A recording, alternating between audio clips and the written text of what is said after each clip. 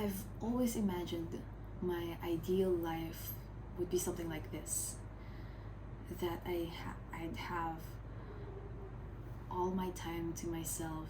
I'd have a whole room, a quiet office, and the whole day just working on my craft, working on whatever creative project I want to work on, and putting all my heart and soul into that one or two things, and not having to worry about the time or other commitments or other things I have to do. And just this idea of spending long, countless hours fully immersed in my own world, basically, has been this temptation, this constant temptation in my mind. That's a more refined version of that, honestly. When I was younger, it was more of I've had this vision of myself carving a hole into the wall and just staying in there, in the hole where nobody can see me, where I can read in peace, think in peace, dream in peace. Like this whole idea of going far into the mountains of, or I don't know, some place where no one else exists, and just being on my own and getting to do my own thing has always been this utopic vision for me.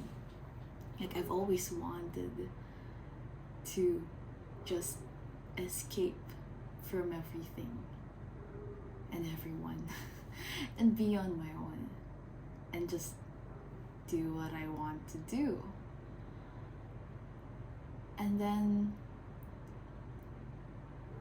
this pandemic happened and everyone's stuck at home. And then I was allowed to take a leave of absence and resign from all the other work that I have to do, and just basically have several months free for myself. And so that sounded like so close to the ideal that I've always been thinking about.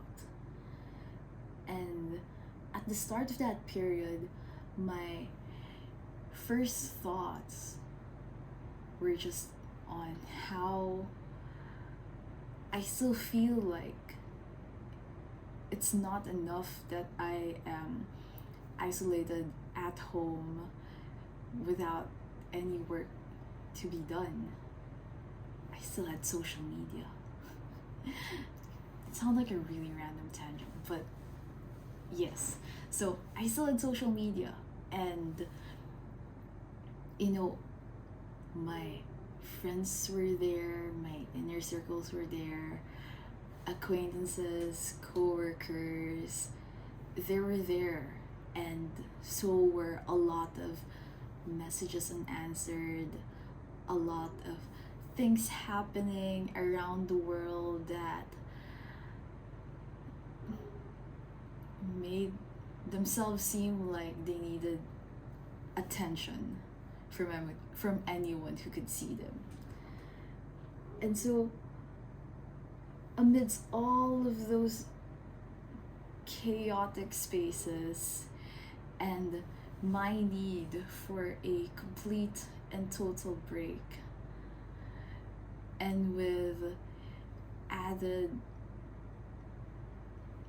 motivation, rationalization from figureheads of the attention resistance like Jaron Lanier and Cal Newport, both of whom I love reading about, I decided that, okay, this is it. I'm going to finally get myself off of social media, which wasn't uh, very unusual for me, I guess. I've never been super active on social media until recently, and again, I've always had this tendency to get away from everything.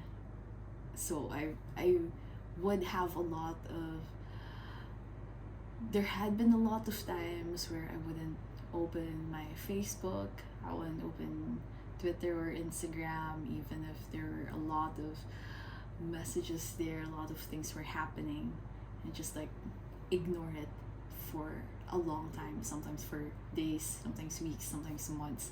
And then I take like a day or two or a whole week just replying to people and telling them, oh, I'm sorry I replied late.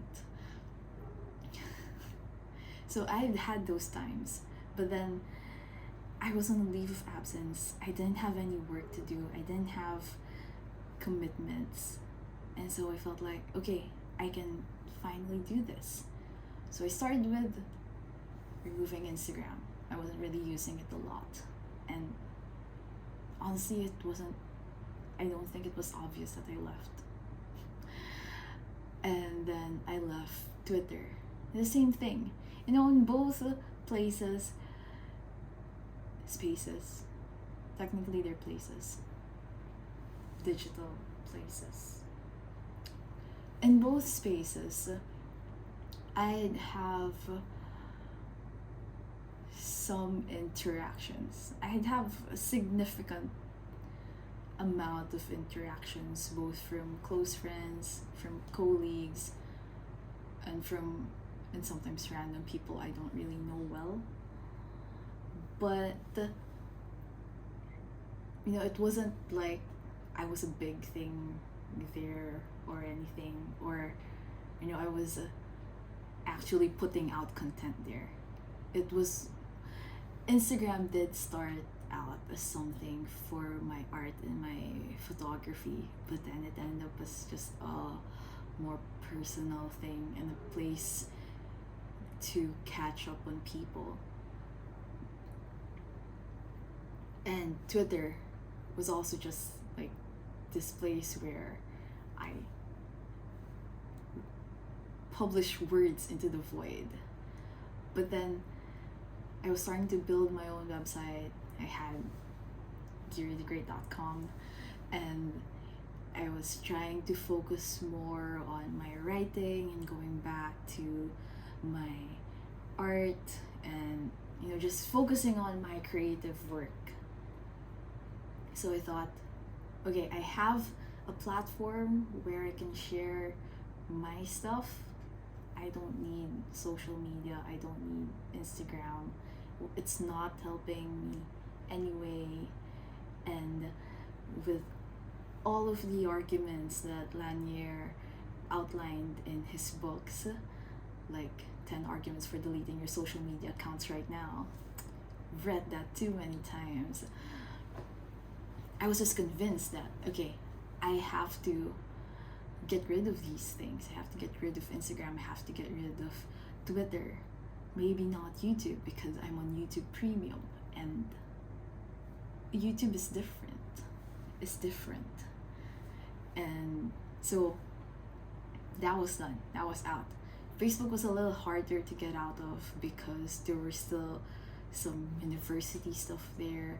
Family was there, and it's like a bigger, more relevant space. Although I use it less, there were people that I could only contact through Facebook that I had to let go of just because I was getting rid of it finally. And so Facebook took like months later. A small tangent, because I really like this part where it's real. Like, I woke up one day and realized, all right, this is the day when I can finally delete Facebook. I hadn't opened it for so long. I hadn't checked my messages for so long. But I woke up and realized, yeah, I'm ready to let go of it. But then, before I deleted it, I exchanged phone numbers, I exchanged email addresses with friends. And so I left all of those places not really with the explicit intention of wanting to get away. And I guess in retrospect, it may seem like, at least for me, it seems like I used the whole arguments of the attention resistance, of how social media is addicting and it's not good, it's not healthy, it's not good for productivity and creativity. When in reality, my only reason for leaving social media was that I wanted to get away from everything and everyone. And so